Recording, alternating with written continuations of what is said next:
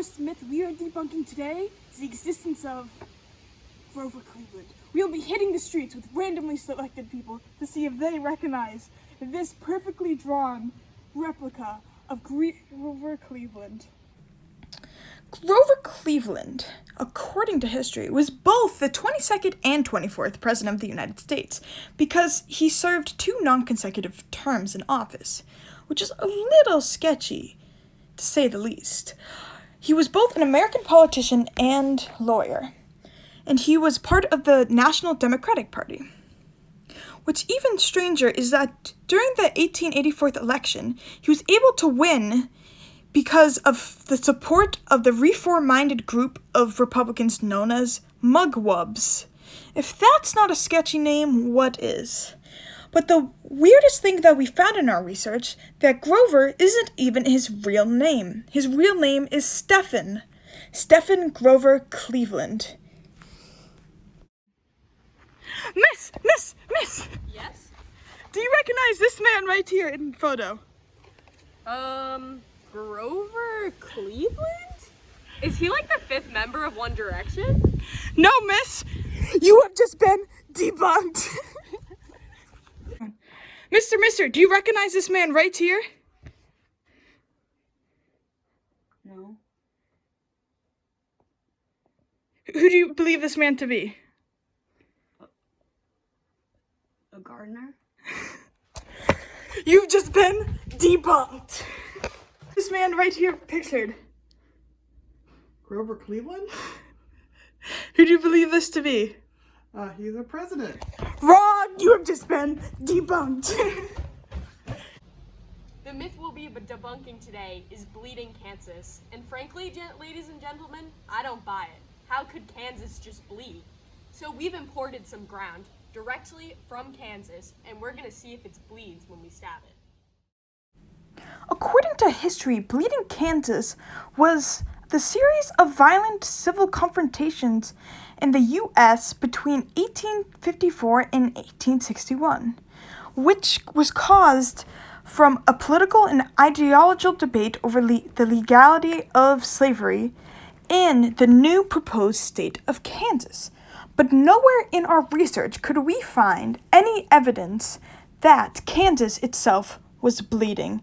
So today we are going to debunk this. 3, 2, 1. It's not bleeding, ladies and gentlemen.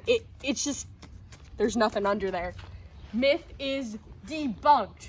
The next myth we'll be debunking is the shot heard around the world. I don't think that a shot could be heard all the way around the world. So what we have is me standing on one corner of Melrose and Randy standing on another. And Randy's going to shoot a real gun and see if I hear it from the other side of Melrose. The shot heard around the world refers to the opening shot of the Battle of Concord, which occurred on April 19th in 1775, which is known as the beginning of the American Revolution. One thing we could not find in our research is how this shot was heard all around the world. We did not know how this could be possible. Hey guys, it's Randy here. I'm on the opposite side of Melrose's Dara, and I'm about to shoot a real-life gun. And we're going to debunk the shot heard around the world, and we're going to see if Dara is able to hear this gun. It is approximately 12:39 p.m. If you hear this shot, do not be alarmed if you were in Melrose at this time. Let's get it.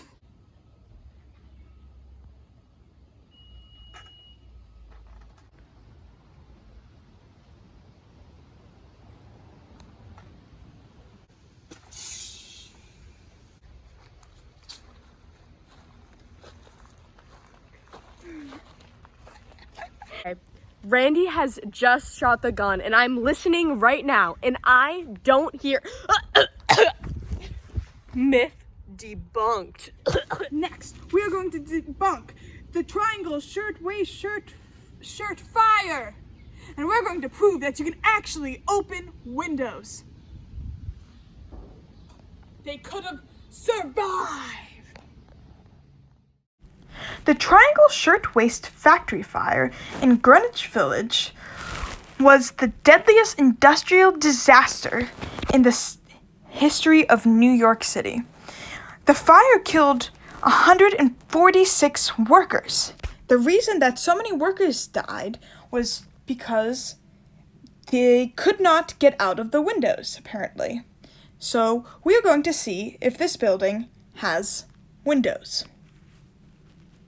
Look at all the windows this building has, like these ones, and this one, and this one, and this one, and this one, and this one, and this window, and this one, and this one, and this one, and this one, and this one, and this one too, and this one, and that one, and that one, and that one. Don't remember about this one, or that one, or this one, or this one, or this one. There's so many windows that the people could have jumped out of. How did so many people die from this fire? They can just open a window like that.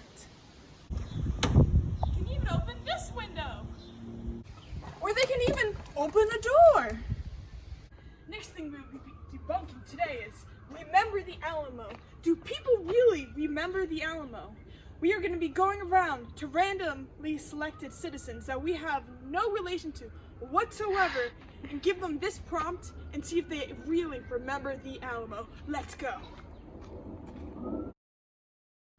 According to history, the Battle of the Alamo was during the early stages of the Texas Revolution, where Texas was trying to win its independence from Mexico. During this battle, Mexican troops under President General Antonio Lopez de Santa Anna seized the Alamo for 13 days until they eventually were able to reclaim the Alamo and killed every Texan and immigrant that occupied it, including the famous Davy Crockett. A saying that has been coined by this battle is "Remember the Alamo." But how many people remember it?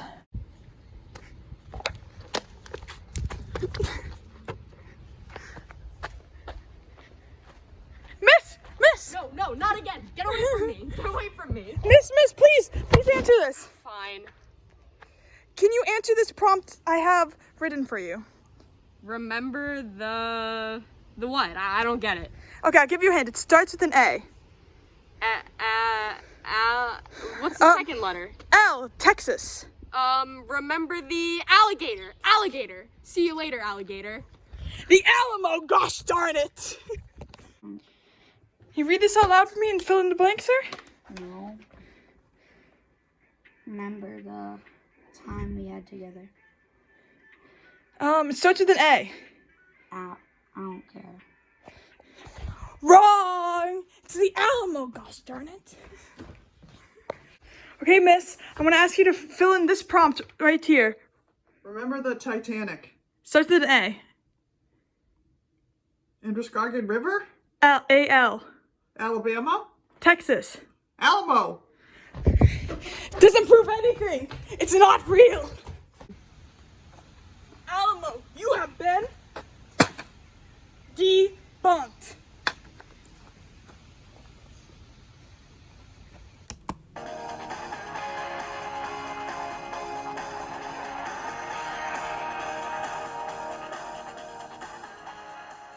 So as you can see, we're looking at the volleyball post-impact, and it definitely has a pop in it. So that means that there is no way that anyone could have survived the defenestration of Prague. That is simply false. You just look at this ball, it's losing air. This is just proof, ladies and gentlemen, that the defenestration of Prague was all fabricated. It was not real.